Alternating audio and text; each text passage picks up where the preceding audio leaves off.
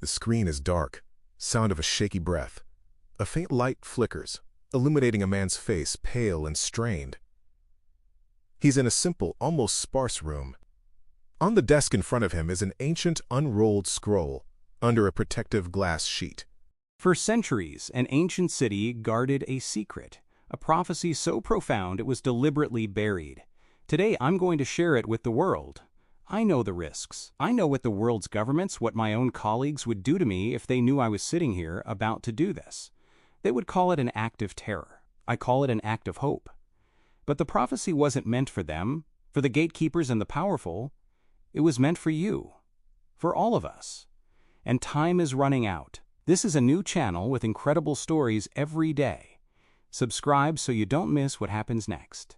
My name is Alex. I'm 32 years old, and for most of my life I've been what you might call a ghost hunter, but not the kind you're thinking of. I don't hunt spirits, I hunt languages. I'm a historical linguist.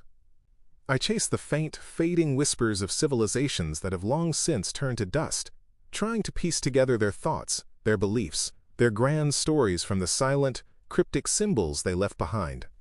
My obsession, the one that kept me up at night and fueled a decade of academic work, the one that made me a bit of an outcast among my more grounded peers, was Xylos.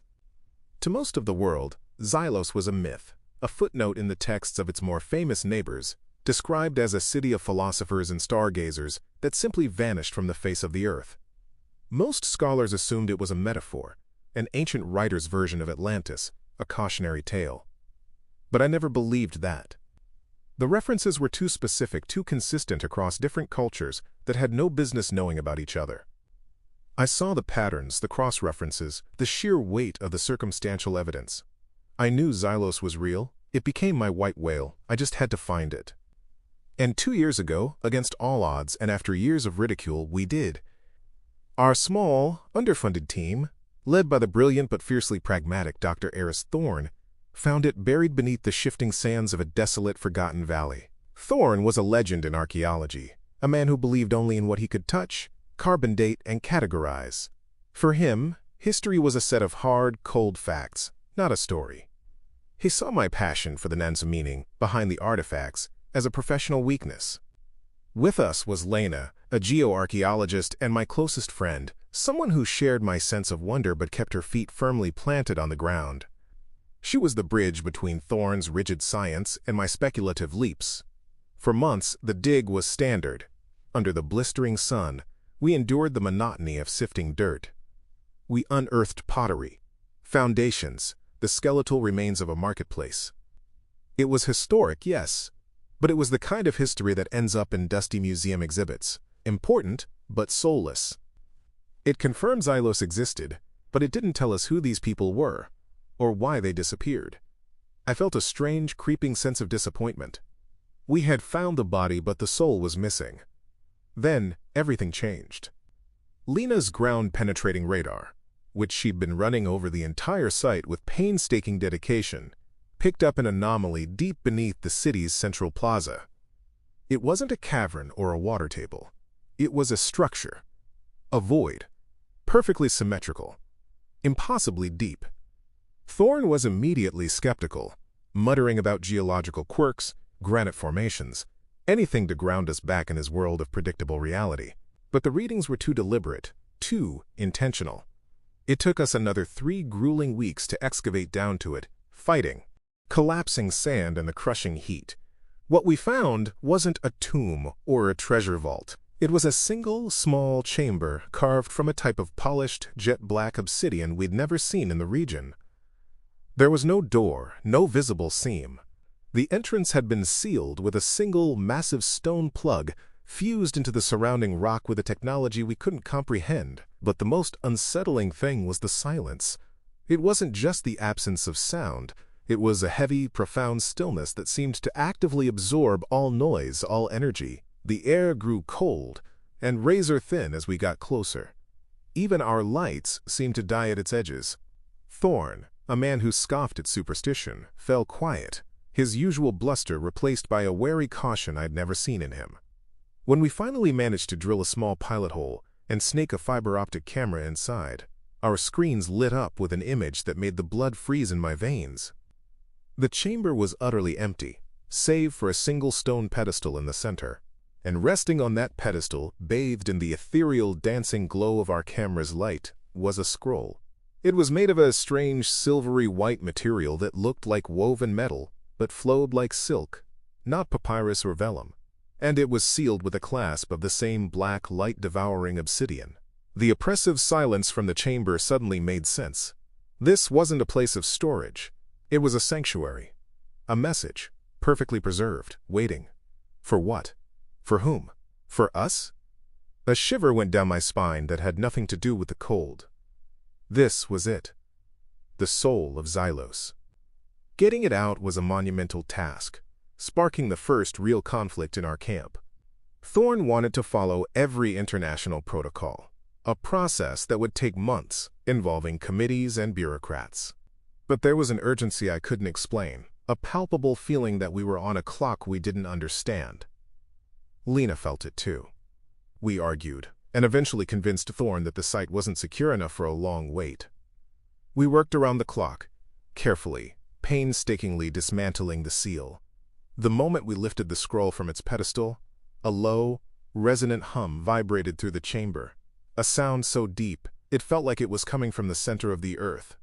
A note you felt in your teeth and bones. And then, silence.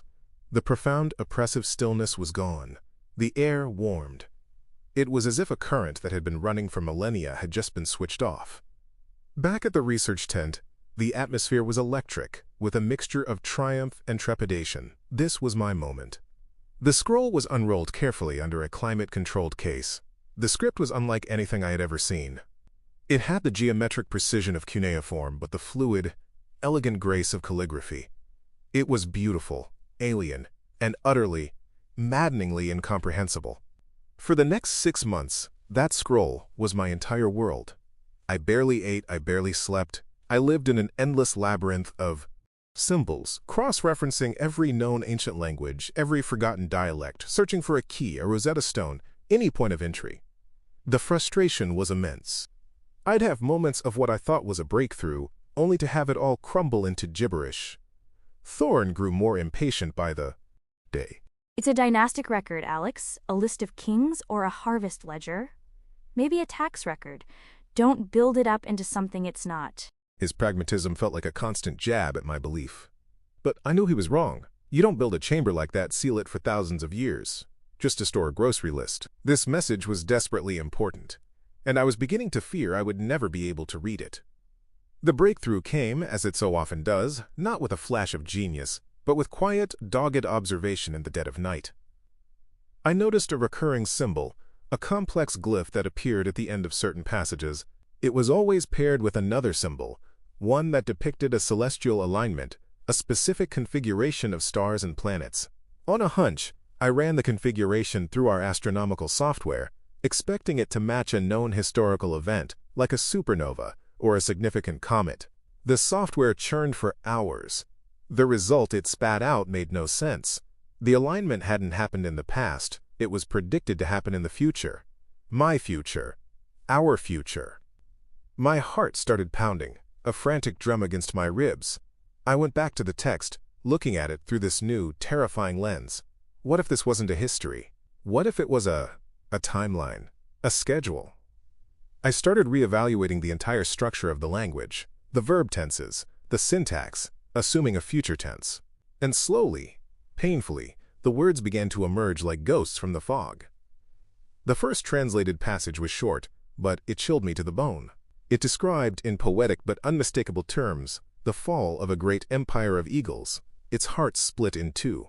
It spoke of a time when men would learn to fly in metal birds, and a day when a sun would be created on earth, a weapon of terrible, world-ending power. Rome. The Wright brothers. The atomic bomb. It was all there. I stumbled out of my tent and found Lena. I showed her my notes. Her face went pale as she read them, her hand coming up to her mouth. Alex, this is impossible. We worked together in secret for another month, fueled by coffee and a growing sense of dread, unlocking more and more of the scroll. It was a prophecy, a horrifyingly accurate one. It detailed the great wars of the 20th century, the rise of a global network that would weave the world's minds into a single web of whispers, a plague that would force the world to hide behind masks. Each event was described with a detached, almost clinical clarity. The people of Xylos weren't just stargazers. They were watching time itself unfold from a vantage point we couldn't imagine. They had seen our history before it happened. The question was, why? And what did the rest of the scroll say? The final third of the text was still a mystery, written in a denser, more complex version of the script that seemed designed to be harder to decipher. Thorn found out, of course. He wasn't stupid. He saw the lights in our tent on at all hours, the frantic, hushed energy we were trying to hide. He confronted us. I'll never forget the look on his face when we showed him the translations. It wasn't shock or awe. It was raw, undiluted fear. This has to be a coincidence, he argued, his voice tight, trying to force reality back into its box. a series of clever, vague metaphors that you two are retrofitting to history. You're seeing what you want to see because you're desperate for a grand discovery. But his eyes betrayed him. He knew. If this is real, He said, his voice dropping to a harsh whisper. this cannot get out. Do you have any idea the panic it would cause? The chaos? The markets would collapse, there would be religious wars. This document must be classified. We will seal it, report it as an untranslatable anomaly, and bury it for the good of humanity. Lena argued back, her voice shaking with a fiery passion I'd rarely seen. For their good or for our peace of mind, Eris? The arrogance. If this is real, people have a right to know. We don't get to make that decision for them. I was torn. Thorn's logic was sound. Humanity is a powder keg, and this scroll was a lit match. But Lena was right too. What right did we have to hide the truth, no matter how terrifying? What would you have done in my place? Would you have listened to the voice of caution and buried the secret forever? Or would you have pushed forward, knowing the truth could shatter the world as we know it? Write what you would have done in the comments below. I honestly need to know. I couldn't stop. I had to know what was in that final section. The need to understand became a feverish obsession, consuming me. Lena and I pushed on, and as we finally broke through the last of the complex script, the true purpose of the scroll was revealed. And it was far more terrifying than a simple prediction of the future. The final section wasn't about us, it was about them. It described the Great Convergence, the very same celestial alignment that was in our future, but it described it happening in their past. The prophecy wasn't just a record, it was a test. A final exam for an entire species. The scroll explained that at this pivotal moment in a civilization's development, when its technology outpaced its wisdom, a choice is presented.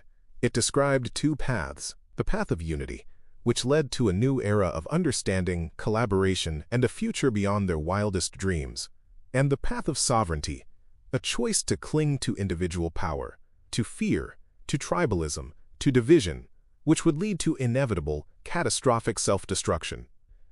The final, heartbreaking passages were a confession, written in a script that seemed to tremble with sorrow. The people of Xylos had faced this choice, and they had chosen wrong. They chose fear over hope. They saw the convergence not as an opportunity for transcendence, but as a threat to their way of life, a cosmic event that would upset their power structures. They turned on each other, their advanced knowledge becoming a weapon, their profound philosophy twisting into rigid, unforgiving dogma. Their society didn't collapse from a volcano or an invasion. It rotted from the inside out. They destroyed themselves. The scroll was their last act. A message in a bottle, cast into the vast, dark ocean of time. It wasn't a prophecy for themselves. It was a warning for the next civilization to reach the same crossroads. It was a warning for us. A profound, soul-crushing sadness settled over me. We hadn't unearthed a treasure. We had found a tombstone. A letter from the dead begging us not to make the same mistake. The hope I'd felt turned to ash in my mouth. Thorn saw this revelation as the ultimate proof for his argument. This is why we must bury it, Alex. It's a roadmap to annihilation. People will see it as inevitable and give up. It's a self-fulfilling prophecy of doom. But I saw it differently. It wasn't a death sentence, it was a chance. The people of Xylos didn't have a warning. We did. That's when Lena, her face ashen as she double-checked the final astronomical calculations on her laptop, whispered the words that would change my life forever. Alex, the convergence. The final alignment described in the scroll. It's not a vague, far-future event. The final phase begins in less than a year. The weight of that sentence nearly crushed me. It was here. It was now. The test wasn't coming. We were already in the middle of it. The rising tides of division, the global conflicts, the worship of technology without wisdom, the echo chambers of our own making, we were walking their path. Step for agonizing step.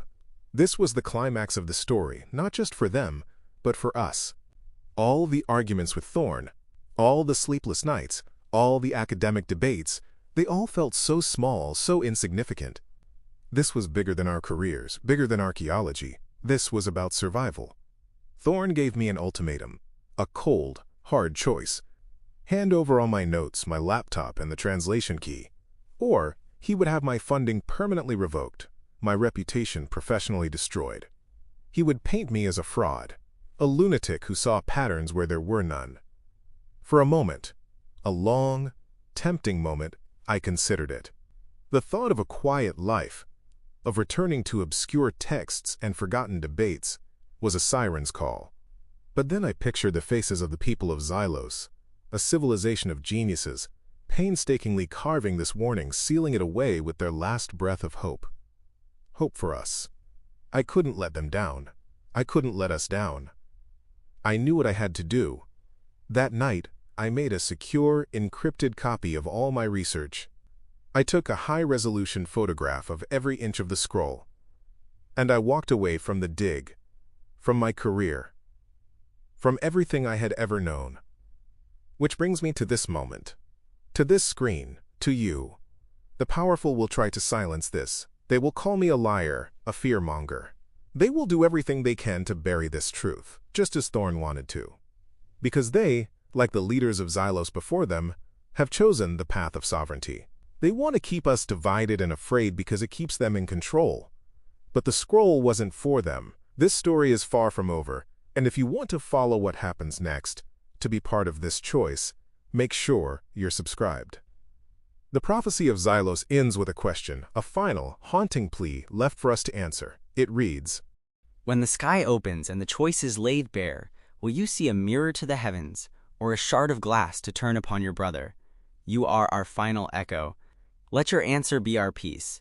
They are asking if we will choose unity or division, if we will see each other as part of the same struggling, hopeful humanity, or as competitors in a meaningless game for scraps of power. The choice isn't up to our leaders. It's up to every single one of us. In every interaction, every conversation, every day, they left us their memories so we wouldn't have to repeat their fatal mistakes. The only question is, are we capable of listening? Have you ever felt like you were standing at a crossroads, with the weight of the world on your shoulders? This is our crossroads. This is our moment. Share your thoughts or theories in the comments. I read all of them. What do you think the path of unity looks like? What does their warning mean to you? The conversation starts now.